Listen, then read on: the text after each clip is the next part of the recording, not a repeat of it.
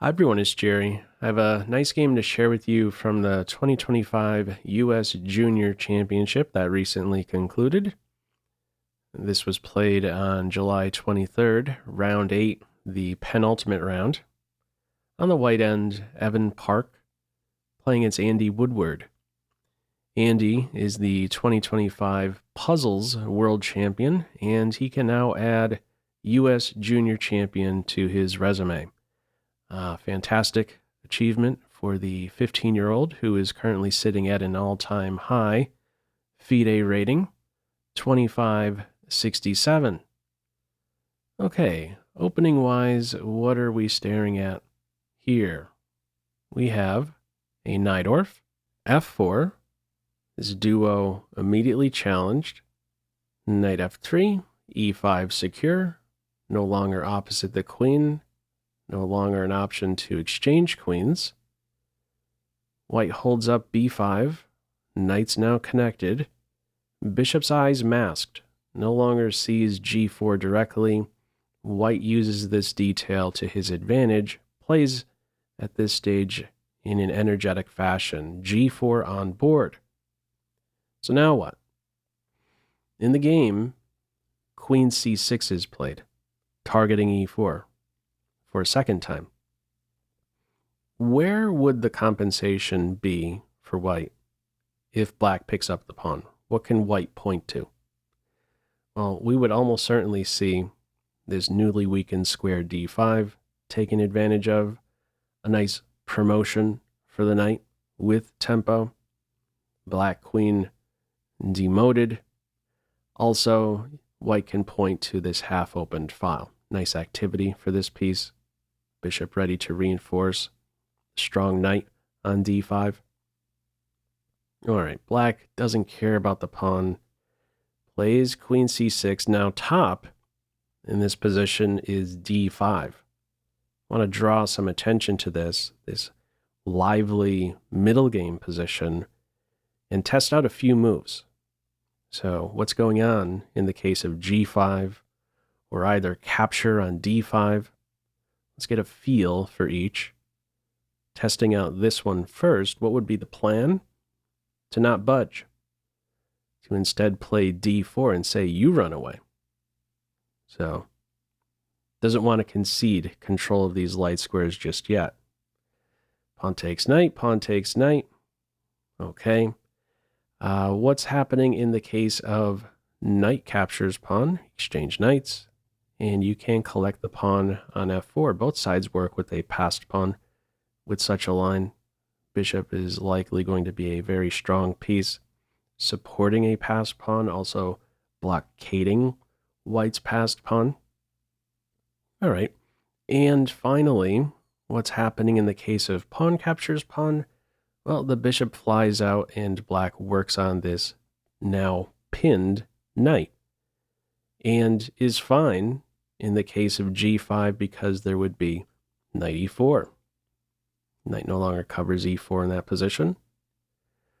All right, we do not, at the end of the day, see d5. Instead, queen c6. e4 hit, secure, follow up h6. And from here, white goes with f5. Top is g5. Why was g5 maybe not played? White maybe did not want to see this file open up for the rook. Let's see what this looks like.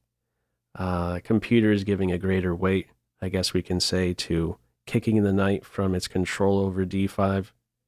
From here, it wants to develop the queen on f3, bishop on c4. In the end, it's viewing this around plus 0.5. All right, in this one, we see f5. So this knight, stable, doesn't have to find a new home. From here, bishop e7 is played. Once more, computer wants to go for d5. What maybe keeps black from playing d5 here? I believe it has to do with the e4 square. Doesn't want to see it open up for a white piece. So let's see what I'm talking about. Maybe a line like this. See the queen's intention. One day a knight can be on e4, nice blockader, a bishop watching over that square as well. Nice blockader for this pawn. All right, e4 square doesn't open up just yet. No d5 break. Bishop e7 it is. Now, it seems like just an innocent looking move. All right, you're a step away from castles, but keep in mind you may not want a castle. This can be especially scary. This has to be weighed very carefully. What is potentially right around the corner for black? A bishop h4 move. White king still multiple moves out before castled. All right, follow up from here. Bishop c4, nice control over that gap. b6, queen f3, and not bishop b7 just yet. I like this next move. We have first rook b8, so right around the corner, ready to be disruptive to the bishop, question the stability of the knight. White says, all right, not so fast, holding up your b5 idea and throwing a punch at a6. Now, black's response here is to defend a6 directly, throws the queen in the corner. Very human-like move. Computer approach, it says, who cares about the a-pawn? Play bishop b7, and after this capture, favorite move to touch on, wants to play d5. Or maybe even first capture on a6 with d5 to follow. All right, black's response, watch this point directly. Follow up b3, bishop b7. And let me throw this position to you as a pop quiz. How would you continue? Feel free to pause the video. Okay, the evaluation here is about plus 1.1 with only one move, bishop to a3. And this move was not played. Instead, we have bishop to b2. One more pop quiz. How would you continue here? Feel free to pause the video. Okay, we finally get to see the d5 move on board. Now, what's the story with bishop to a3? If this top move was played, what's happening? It's interfering with this d5 response. There would be a cost connected with d5, namely an uncastled king. All right, in this one, the bishop goes to b2. d5 on board. Series of exchanges. E takes d. Knight takes d. No time to castle. Castle, there's knight takes knight. You're going to drop that rook. It's knight takes knight. Bishop takes knight. Bishop takes bishop. And of course, we recapture. No. You recapture right now, you're lost. Queenside castles, everything is clean for white. Knight ready to occupy that fantastic square. Bishop h4 check is first inserted. Now what? In the game, king d1 is played. Computer says stick around over here. That's tough for a human to play. With these pawns so far advanced, they're not going to provide any great shelter for the king. It's just a general feel. White goes to d1. At least there's a couple pawns over here you could maybe try to hide behind. At the end of the day, no king f1, king d1 it is. Black is now for choice. Queen captures bishop only now. Queen e4. No way are we exchanging queens. As black, you're just a move away from basically winning. There's no great depth of calculation with a position like this. You sort of look at it as, if I could just get in castles, my king will forever feel safe. And white's king, even if it manages to get to b2, it's going to be difficult for white. There's already an open line towards the king, a further pawn break in black's future. Difficult days ahead for the white king for as long as the queens remain on board. Now, from here, white goes with king to e2, and this is considered losing. At the top, this is what the computer is drawn to. Bishop a3 and a minor piece exchange, the follow-up queen to c2. It's saying at this stage, once more, avoid the queen exchange, allow a check, and then castle by hand. If you play queen to d6, yes, you do hold up the check on c6, but a downside, king e2, it's saying only at that point after the minor piece exchange to put the king there. Follow-up knight e4 is going to hit with tempo.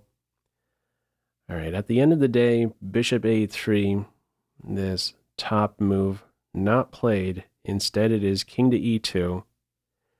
And black is able to castle. The knight still around, the pesky piece. Very dangerous for white, very difficult for white to hold this together. It's just not there. Now, I commented about the king feeling very comfortable once on g8. This bishop does a fantastic job of holding up pawn breaks. Look at the breaks, g5, possible breaks, g5 and f6. I got that covered. There's also no h4 advance. The bishop does a number on all of these white pawns. Also, I is a sensitive square, f2.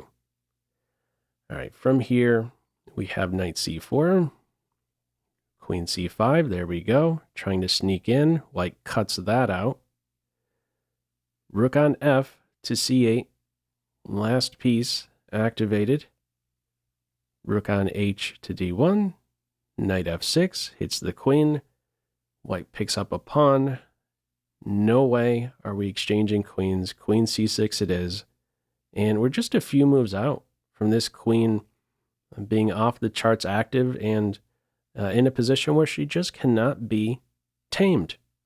White continues with this idea to exchange queens, but it's just not happening. Look at this position. Every one of black's pieces is fantastic. Okay, maybe not so much b8 rook. Maybe a b5 there and the rook springs to life, but wonderful coordination we can say here for black, and the king simply caught in the middle. Follow-up is queen d3. If queen e5 is the try, this knight, keep in mind, is pinned. Rook captures c2 would be there. So it is queen d3, queen f4. You can't tame the queen. She eyes these two squares, and you can only defend one of them. The try from here is rook h1. If the rook went to f1, this pawn drops with check. King d1, rook d8. White is in a pin. You don't even have to follow up in an aggressive way here. Just look at the position the white king is in. Stuck in the center. Pin. So just putting on one move. I mean, let's just draw some arrows here towards the white king. This is a nice way you could sort of say to yourself, okay, whose king is safer? Another rook right around the corner. There's a lot of lines directed towards the white king. Try to do that towards the black king. It's not happening. Nice and comfortable for the black king. You don't survive this position as white. Okay, how it plays out in this one, the rook at this stage covers h2, and after queen f2, white resigns. 29 mover. If the game continued, this is the only move, there would be a follow-up queen f3 check, the fork. The only way to save the rook, at least for the moment, would be with king d2, but that's not stable. There would follow knight e4 check, and you're winning the rook next with check. Completely busted. So a nice game here out of this Sicilian Najdorf. Many moves throughout where that d5 move was top, thematic, central break in the Sicilian. Anyhow, your thoughts with this one. Feel free as usual to leave any feedback to this video in the comments section below. I hope you enjoyed it and maybe took a thing or two away. That's all for now. Take care.